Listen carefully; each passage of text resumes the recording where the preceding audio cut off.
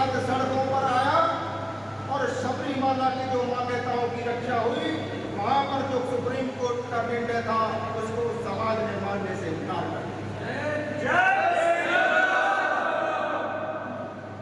उसके बाद एक और आंदोलन तुरंत 2018 में लेना पड़ा। अपने आप को हिंदूवादी कहने वाले जो डीएनए मिलाने का काम आज मुसलमानों से कर रहे हैं, उन्होंने हिंदू मुस्लिम भाईचारे के लिए एक कार्यक्रम कर दिया कि सरयू के किनारे 25,000 मुसलमान नमाज पढ़ेंगे। और इस काम को कराने वाले जो नेता थे, हिंदू मुस्लिम में ठीक अपने पुरखे ढूंढ रहे थे, मुसलमानों में डीएनए मिलाने का काम कर रहे थे, उनके द्वारा यह प्रोग्राम रखवाया गया। जैसे ही प्रवीण भाई को पता चला कि जिहादी सरयू की धरती पर आएंगे, सरयू माता में वजू करके उसे अपवित्र करेंगे, वजू करने के लिए हाथ और मुंह से धो करके कुल्ला ये लोग करते हैं, सरयू माता के अंदर उसको पवित्र करने का काम करेंगे। प्रवीण भाई अयोध्या में पहुंचे, वहां के संतों के साथ चर्चा की, मंत्रणा की, और जो कार्यक्रम सरयू के किनारे नमाज पढ़ने का रखा था, उन लोगों को वहां से भगाने का था। उसके बाद मित्रों, हम सब लोग अनेकों वर्षों से राम जन्मभूमि के आंदोलन के लिए संघर्षरत थे। वर्षों पहले एक संकल्प लिया था, अयोध्या मथुरा विश्वनाथ तीनों लेंगे एक साथ। लेकिन 2014 के बाद यह संकल्प पूर्ण होता दिखाई नहीं दे रहा था।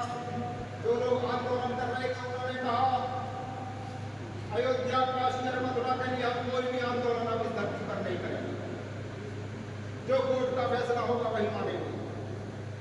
तब उस समय प्रवीण भाई ने आह्वान किया, चलो अयोध्या 21, 22, 23 अक्टूबर 2018 को लखनऊ से अयोध्या कूच का कार्यक्रम रखा। लाखों की संख्या में कार्यकर्ता वहां गए, अपने पलवल से उस कार्यक्रम करने लगे। वहां पहुंचे, 3 दिन तक अयोध्या की गलियों को राम भक्तों ने भर दिया। अयोध्या मथुरा विश्वनाथ तीनों लेंगे एक साथ के नारे अयोध्या के अंदर गूंजे।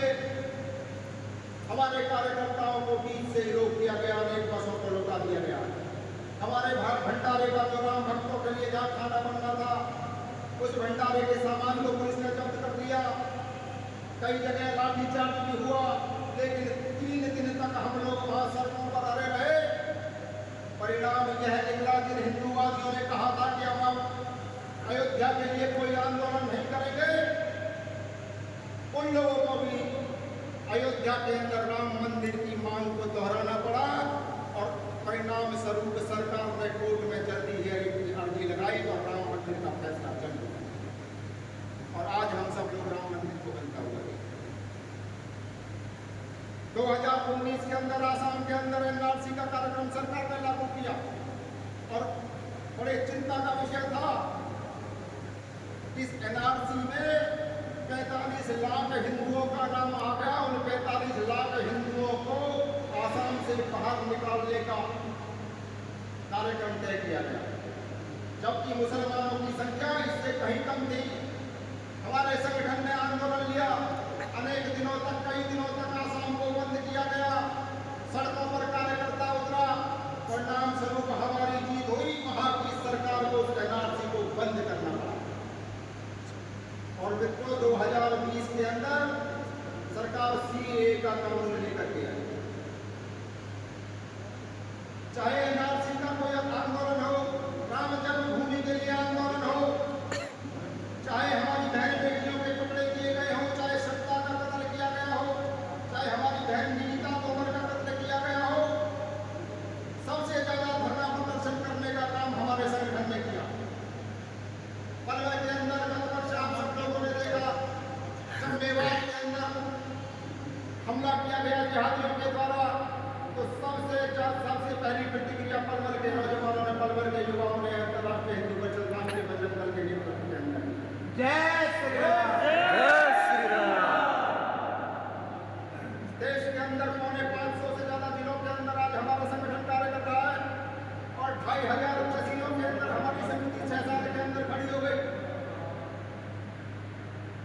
मित्रों, यह सब हो गया, संगठन बन गया, लेकिन सबसे बड़ी चिंता का विषय यह है आज हिंदू समाज को अपने धर्म की रक्षा के लिए, अपनी रक्षा के लिए, अपनी बहन बेटियों की सुरक्षा के लिए हिंदू संगठनों का निर्माण करना पड़ रहा है। दुनिया के किसी देश के अंदर ऐसा नहीं होता। किसी बहुसंख्यक समाज के व्यक्ति को अपनी रक्षा सुरक्षा के लिए संगठन बनाने पड़ते हो। दुनिया के किसी भी देश के अंदर ऐसा नहीं होता कि वहां का अल्पसंख्यक समाज बहुसंख्यक समाज के व्यक्ति के ऊपर हमला करने की सोचता हो या उनकी आस्थाओं के ऊपर हमला करने के बारे में सोचता हो। और दुनिया के किसी देश के अंदर ऐसा नहीं होता कि वहां की मिलिट्री के ऊपर हमला करने की बात तो छोड़ दो, उनकी तरफ टेढ़ी निगाह करने की भी कोई अल्पसंख्यक व्यक्ति सोच नहीं क्षमता रखता। ऐसा होता है तो केवल भारतवर्ष के अंदर, लेकिन ऐसा हो क्यों रहा है? इसका सबसे बड़ा कारण है कि हम सब लोग अपने पुरखों की वीरता को भूलते चले गए। जो हमारे पुरखों जिन्होंने हमेशा धर्म की रक्षा के लिए संघर्ष किया, इन जिहादी शक्तियों को मार मार करके भगाने का काम किया। वीर छत्रपति शिवाजी महाराज जिन्होंने मुगलों के दांत खट्टे करके हिंदू पातशाही की स्थापना की, उनको हम भूल गए। हम महाराणा प्रताप जैसे अपने पुरखों को भूल गए। महाराणा प्रताप जो हमेशा लड़ते रहे, संघर्ष करते रहे, एक भी युद्ध जो अकबर के खिलाफ नहीं हारे। जब हल्दी घाटी का युद्ध में महाराणा प्रताप के पास कुछ भी नहीं बचा, उन्होंने दोबारा से समाज को इकट्ठा किया, आदिवासियों को इकट्ठा किया, देश के लोगों को आह्वान किया, धन इकट्ठा किया और पूरी शक्ति और पूरी ताकत से एक बार फिर लड़े। उस समय मुगलों की कई दर्जन छावनियां मेवाड़ के अंदर हुआ करती थी। उन सभी मेवाड़ की छावनियों को महाराणा प्रताप ने ध्वस्त करने का काम किया और एक भी मेवाड़ के अंदर छावनी मुगलों की वहां पर नहीं रही। ऐसी वीरता और पौरुष को हम लोग भूलते चले गए। जब भी आतंक इस देश में आया, आतंकी इस देश के अंदर आए, उनकी कब्र खोदने का काम हमारे पुरखों ने हमेशा किया। जो भी आतंक इस देश के अंदर आया, उसकी कब्र को इस धरती के अंदर खोदने का, उन्हें इस धरती में गाड़ने का काम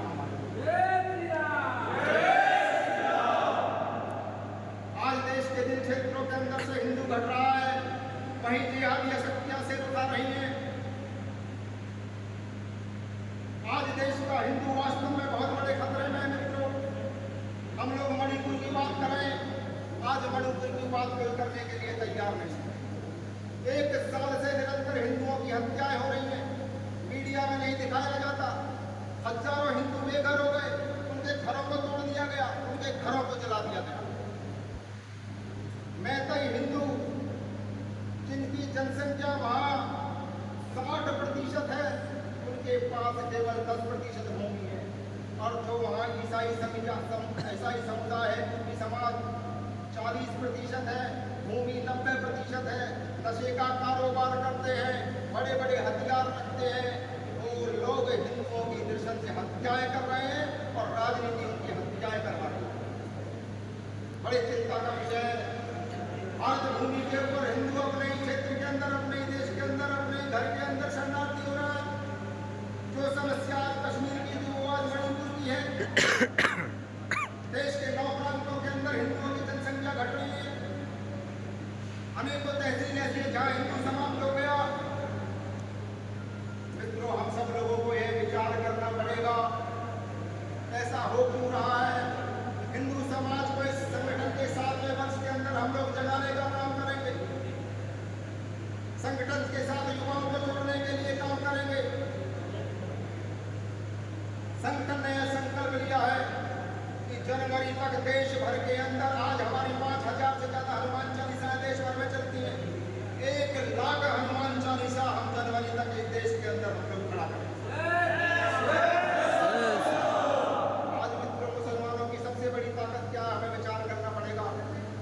सबसे बड़ी ताकत है मस्जिदों के अंदर नमाज के लिए इकट्ठा होना। जितने भी बड़े बड़े पे होते हैं, नमाज के बाद होते हैं। हनुमान चालीसा के बाद कभी किसी ने नहीं देखा होगा कि भीड़ ने निकल करके दंगा किया। रामायण पाठ पढ़ने के बाद किसी ने दंगा किया हो, लेकिन मस्जिद में शुक्रवार को नमाज के बाद भीड़ निकलती है, हिंदुओं की धन संपत्ति को आग लगाती है, पत्थरबाजी करती है। और यह सारे देश के अंदर चल रहा है। इन पत्थरबाजों को जवाब देने के लिए हनुमान चालीसा के माध्यम से युवाओं को हम लोग संगठित करेंगे। जितनी मस्जिदें इस देश के अंदर है, उससे ज्यादा हनुमान चालीसा के पाठ हम लोग इस देश के अंदर प्रारंभ करेंगे। जब भी कोई जिहादी घटना होगी, हनुमान चालीसा के अंदर हम हिंदू जो युवा इकट्ठे होंगे उनको तुरंत निकल करके जवाब देने का काम करेंगे। हनुमान जी की बजरंग शक्ति को जागृत करने का काम हम लोग करेंगे। जब हम सब लोग हनुमान चालीसा के माध्यम से युवाओं को जोड़ेंगे, खड़ा करेंगे, जिस प्रकार जिहादी मंदिर मस्जिदों से निकल करके हमला करता है, उसी प्रकार हनुमान चालीसा केंद्र के माध्यम से युवाओं की एक चैन श्रृंखला बना करके इन जिहादियों को तोड़ जवाब देने का काम है। जब हिंदू समाज संगठित होगा तो एक भी संख्या के टुकड़े नहीं होंगे, किसी बहन निकिता तोमर की हत्या नहीं होगी, हमारी धार्मिक यात्राओं पर हमला करने की बात को छोड़कर उनकी तरफ तिरछी निगाह से देखने का काम भी नहीं होगा। लेकिन होगा कब? जब हम लोग संगठित होंगे। मेवात के अंदर हमारी धार्मिक यात्राओं के ऊपर हमला हुआ, जिहादी कई दिनों से धमकी दे रहे थे यात्रा नहीं होने दी जाएगी। सीआईडी की रिपोर्ट थी कि जिहादी हमला करेगा, लेकिन प्रशासन ने कोई सुरक्षा हमारे हिंदू समाज को नहीं दी। जिन लोगों की यात्रा थी, जिन लोग यात्रा को लेकर के गए थे, अपने कार्यकर्ताओं की हत्या के बाद मौन में गए, लेकिन हमारे संगठन के कार्यकर्ताओं ने देश भर के अंदर प्रतिक्रिया दी। और इस सरकार को, प्रशासन को मैं आप सब लोगों के माध्यम से बताना चाहता हूँ, जिहादी जब भी हिंदू समाज के ऊपर हमला करेगा तो हमारा बजरंगी प्रतिकार करने के लिए सड़कों पर उतरेगा। शांति व्यवस्था रखना केवल हिंदुओं का काम नहीं है। पलवल के अंदर भी जिहादी कोई कार्य करेगा तो उसकी प्रतिक्रिया हिंदू समाज करने के लिए तुरंत तैयार रहेगा। शांति कैसे बनानी है, ये केवल हिंदू को नहीं सोचना है, इस सोचने का काम है प्रशासन का काम है, सरकारों का काम है। तो मित्रों, मैं निवेदन करना चाहता हूँ, हम लोग चाहते हैं कि हमारी आने वाली पीढ़ी सुरक्षित रहे, हमारी बहन बेटियां सुरक्षित रहे। तो संगठन के दिखाए रास्ते पर चल करके 1 लाख हनुमान चालीसा जो संकल्प लिया है उसे पूर्ण करने में हम सबका योगदान होना चाहिए। हम सबकी यह भागीदारी होनी चाहिए कि मैं अपने माध्यम से 5 हनुमान चालीसा तय करूंगा। हर मंगलवार शनिवार जब भी उचित समय मिलेगा, लोगों के साथ बैठ करके हनुमान चालीसा का पाठ। हम सब लोगों को यह संकल्प लेना पड़ेगा। हम लोग यह विचार करके जाए आज यहाँ के आज अपने माध्यम से मैं 2 कॉलोनियों के अंदर, 3 कॉलोनियों के अंदर, मोहल्लों के अंदर हनुमान चालीसा पाठ कराऊंगा और प्रत्येक हनुमान चालीसा मैं कम से कम मैं वहाँ एक हनुमान चालीसा में उपस्थित रहूंगा। मेरे द्वारा एक हनुमान चालीसा मेरे क्षेत्र में होगी और अपने यार दोस्तों मित्रों के साथ मिलकर के 2-3 हनुमान चालीसा और प्रारंभ करूंगा। यह संकल्प हमें लेना पड़ेगा। जब यह संकल्प लेकर के हम काम करेंगे तो इन जिहादियों की जितनी संख्या के अंदर मस्जिदों के अंदर नमाज होती है, उससे ज्यादा हनुमान चालीसा केंद्र हम सब लोग खड़े करेंगे। हम लोग यह आत्म मंथन करें और आज यह निर्णय लेकर के जाए, हम अपने माध्यम से हिंदू समाज को सुरक्षित रखना चाहते हैं, हम अपनी बहन बेटियों को सुरक्षित रखना चाहते हैं, तो यह हनुमान चालीसा अपने क्षेत्र के अंदर प्रारंभ करूंगा और 1-2 हनुमान चालीसा अपने माध्यम से सीखना, तभी हम लोगों का भविष्य सुरक्षित होगा। आप सब लोग यहाँ पर आए, आकर के यहाँ विचार करें कि मेरी क्या भागीदारी संगठन में हो सकती है, मैं किस क्षेत्र के अंदर कार्यकर्ताओं को जोड़ सकता हूँ। कोई भी कार्यक्रम हो, कम से कम 1000-500 की संख्या होनी चाहिए। लेकिन मित्रों, बड़े दुख का विषय होता है कि हिंदुत्व की बात होती है तो थोड़े से लोग होते हैं, जब किसी जाति की बात होती है तो हजारों लोग सड़कों पर होते हैं। लेकिन जाति के लोग कभी धर्म की लड़ाई नहीं लड़ते, ये बात भी ध्यान में रखना। धर्म की लड़ाई हिंदू समाज के ये मुट्ठी भर लोग लड़ते हैं। यहाँ पे जाति वाले लोग हिंदू समाज को कमजोर करने का काम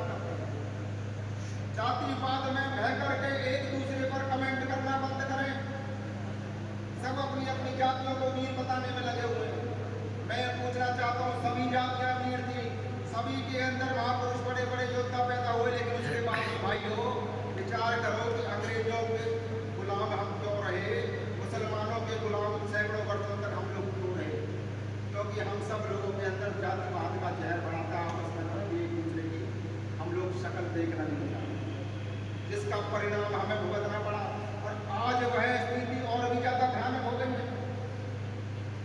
जातिवाद का इतना जहर है कि जातिवाद का समर्थन करते करते हम लोग देशद्रोह तक पहुंच जाते हैं। हम लोग एक राजनीतिक पार्टी का समर्थन करते करते देशद्रोही तक पहुंच जाते हैं। हमें देश को बचा कर रखना है अपने आप को। ये अगर देश खतरे में है तो हम सुरक्षित रहेंगे, ऐसा नहीं। अगर हिंदू खतरे में है तो ब्राह्मण सुरक्षित है, बनिया सुरक्षित है, ठाकुर सुरक्षित है, जात सुरक्षित, बिल्कुल यह विचार अपने मन से निकाल दो। अगर हिंदू सुरक्षित नहीं है तो कोई भी सुरक्षित नहीं। हम सब लोग मिलकर के प्रयास करें और हमें जो लोग हनुमान चालीसा अपने क्षेत्र में चलाएंगे, आज सत्ता करने को हमें बता करके जाए हम अपने क्षेत्र से अंदर हनुमान चालीसा हम हिंदू समाज को मजबूत करने का काम करें। तभी हम सबकी सुरक्षा होगी, हमारे देश की सुरक्षा होगी और हमारे घर की सुरक्षा होगी। जय भारत।